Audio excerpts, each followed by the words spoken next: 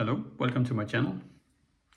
I'm new to creating things in foam, so cosplay, foam crafting, and maybe you are too. So this is going to be a guide of how to get started with foam crafting. The first thing you will need is some paper, ordinary paper for a printer, and you'll need some foam also. You can get foam in many different sizes. This one is 10 millimeter thickness.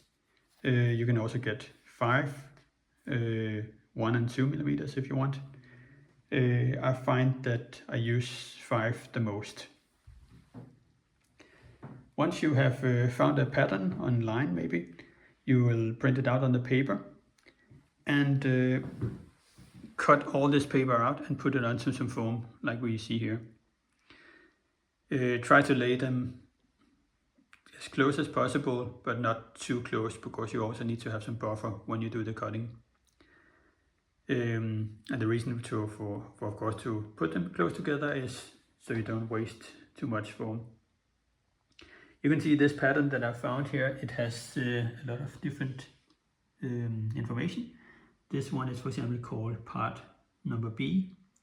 They suggest to use a 6 millimeter foam. I'm using 5. It's probably okay. And some of them says even that you need to make 2. For example, this one over here, this is part AA, and it says that I need to make 2 of these. So in order to cut the paper, you will need to have some scissors. I have 3 different types. You can just go with one if you want. This is just for the bigger cuts, and these are for the finer cuts. And I also tend to use a box cutter to do some straight cuts on the paper. In order to do straight cuts, you will also need to have a ruler, and this one is made of metal. It has some kind of material underneath, so it doesn't slide as easy when you put it onto the material. And it also has the bonus that if you accidentally cut into it with your knife, the ruler will not break, and it will break if it's made of plastic. So get a metal one.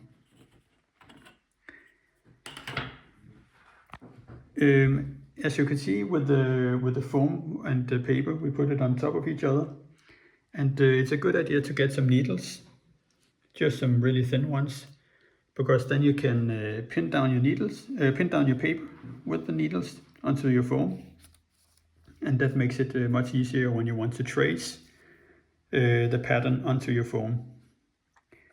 For tracing, I use this pencil here, and it's a white one.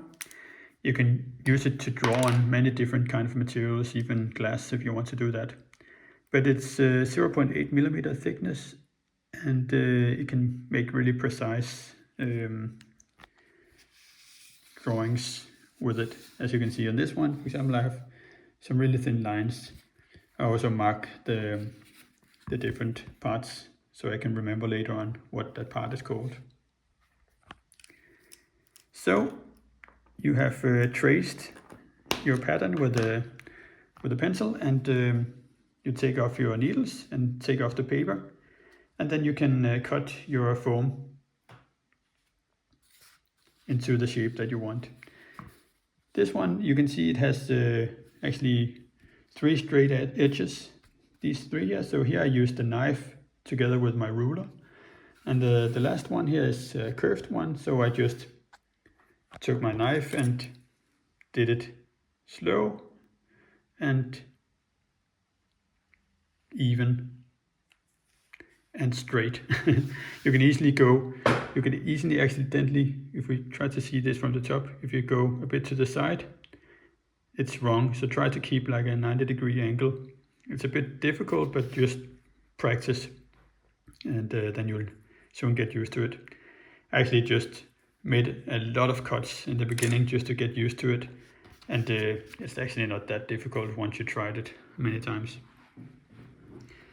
It's quite important to have a very sharp knife when you do your foam cutting, and it's for different reasons. Of course, you get a much more clean cut. You can see this one is a really clean cut here, and that's because the knife was very sharp at the point when I was cutting. And that is also the thing, that when you cut into foam with a knife, the knife becomes really dull after a really short time. So you need to either change the blade or sharpen your knife often. And I do the last thing. So every 5 or 10 minutes I simply take my knife onto this grinding stone here and do like this a couple of times. And then my knife is sharp again. And if it's not enough, I'll just do it some extra. You will feel if it's needed to sharpen it or not. If it's really sharp, it will go through the foam very easy, and you don't need to pull and press too hard.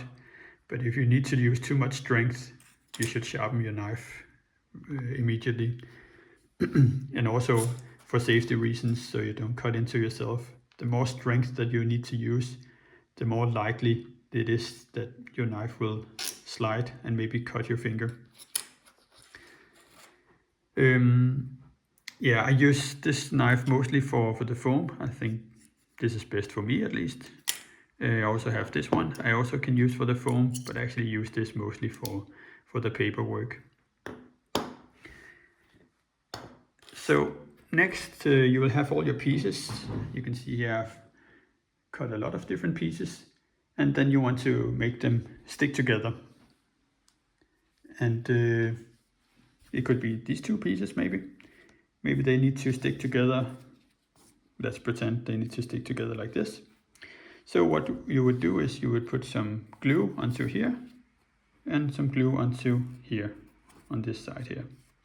Make sure that it's a really thin layer and that it's evenly spread out. Once you have applied your glue, you can use some scrap material and kind of just even out the glue so it doesn't start to run or anything like that. What I use is I use contact cement, which is a glue for many different applications. It's probably the best you can use for foam. The idea is that you put contact glue on one part and contact glue on the other part, and then you wait 1 or 2 minutes until it's completely dry. So dry so you can just touch it without sticking. And then you'll simply start really slowly, for example with a corner, and slowly put pressure on it and make them touch each other. And as soon as they touch each other, this side and this side, they will bond because of the contact glue. And it becomes a really, really strong connection. So that's why you want to do this slowly and precisely. Yeah, once they have touched each other, it's almost impossible to detach them again. That's pretty much it, all you need. Yeah, good idea to get sheet like this so you don't cut into the table. And yeah, you don't need the grinding stone, but it's a good idea. You can also just buy a lot of blades. It's up to you. I find it easiest to use the grinding stone because it's very fast and I don't have to change the blades all the time. And I also save cost on buying the blades. And a stone like this, it's really cheap. I think I got it on Amazon for $3 or $4, so not much. And that's basically all you need. So just get started. See you next time.